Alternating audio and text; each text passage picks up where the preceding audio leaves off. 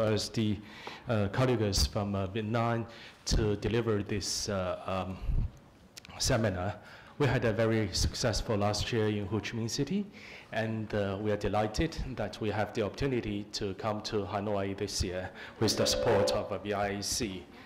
On behalf of ICC, I'm going to share with you some updates of ICC, which may not be that exciting as my colleague, Mr. Fan, has just shared with you the development of VIAC, because it's such an, increasing sharply and developing sharply organization in the country, and also the exciting market opportunity that it has already been seen and created actually by our colleagues in Vietnam, which I respect a lot.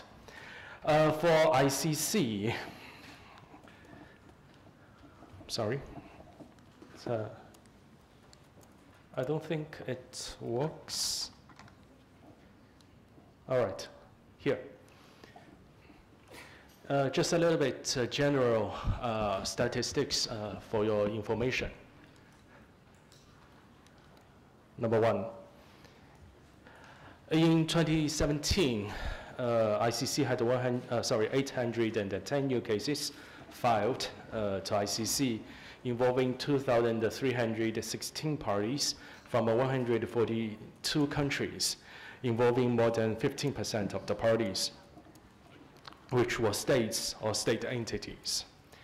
And the average amount in dispute was $45 million per case, with more than 30% of the cases under $2 million because of the adoption of the expedited procedure rules in 2017. And an average of $137 million in dispute in each of the cases, each of the pending cases at the end of 2017. The number of the pending cases is 1,548.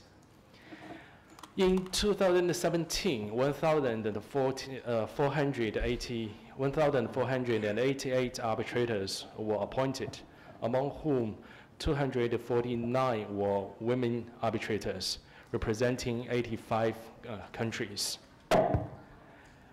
In 2017, 512 awards were approved. We also received 50 requests to opt in the expedited procedure. 10 of them were accepted, involving 20 parties from 16 countries. 2 cases concluded within the 6 months time period. Also, we received 21 emergency arbitration cases involving 58 parties from 31 countries in 2017. We also received 48 challenges against the arbitrators.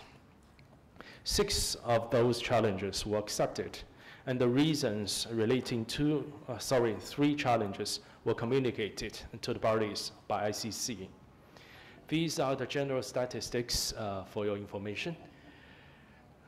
And also, we are very happy to report, according to the Queen Mary Survey 2018, which was just released 2 days ago, luckily ICC has been, again, the most favorable arbitral institution by the parties in the world. It's the 3rd consecutive time for ICC to be in this position in history.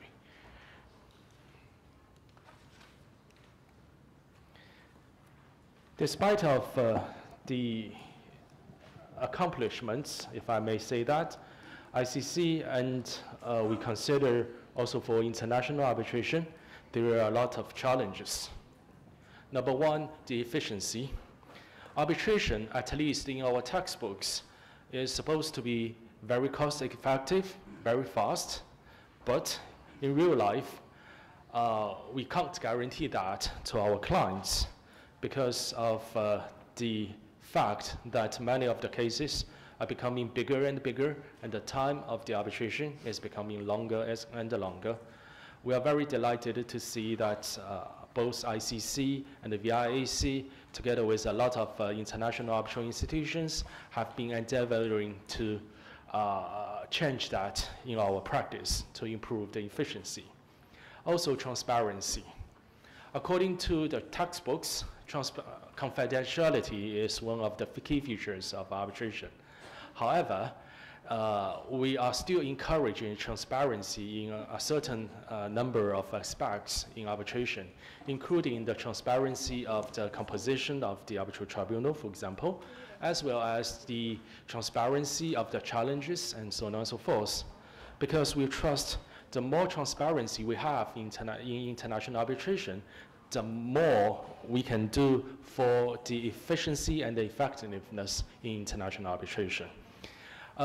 In fact, we have been also working with the UNCITRAL, the UN International Commission of Trade Law, to develop transparency in international arbitration. UNCITRAL has adopted the first transparency convention, and the ICC has been an advocate for that convention for a long time. Conflicts. The conflict of interests of arbitrators.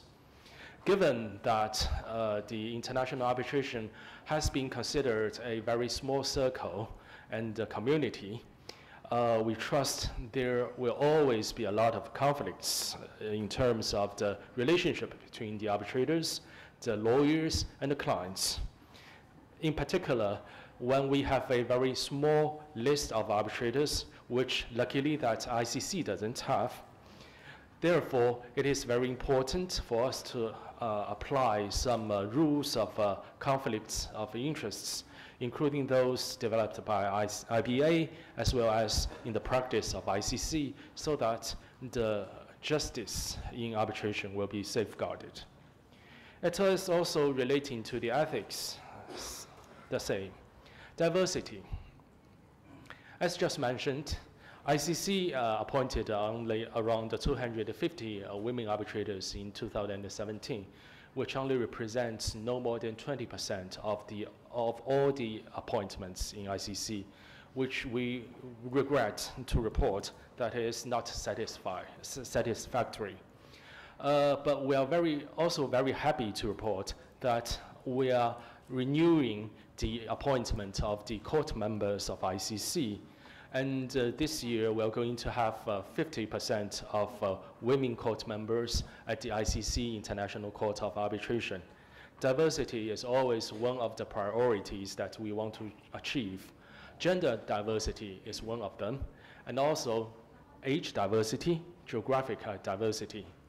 We don't want arbitration to be a very small circle with only, with all due respect, with only white old men to be the appointed arbitrators for all the cases.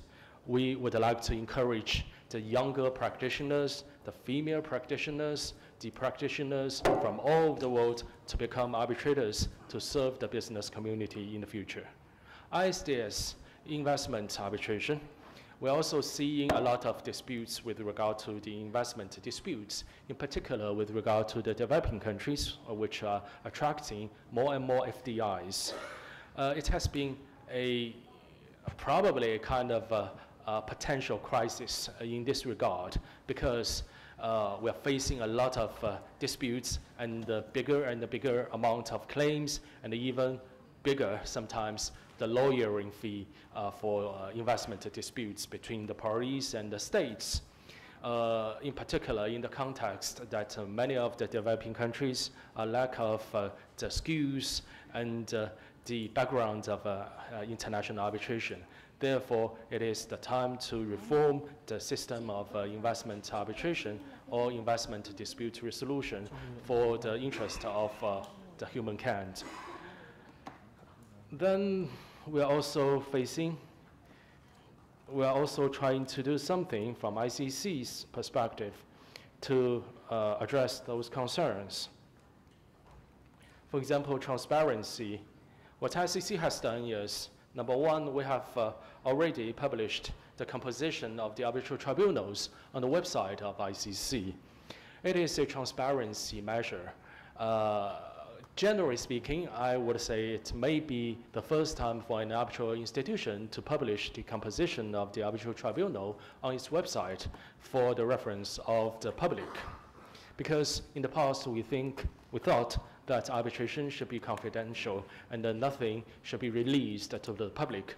However, such confidentiality has caused a lot of problems, including the prolong of the arbitral procedure, and sometimes we are facing a lot of hidden conflicts of interests. Therefore, it is very important for the public to know who is arbitrating and how long he or she has been arbitrating.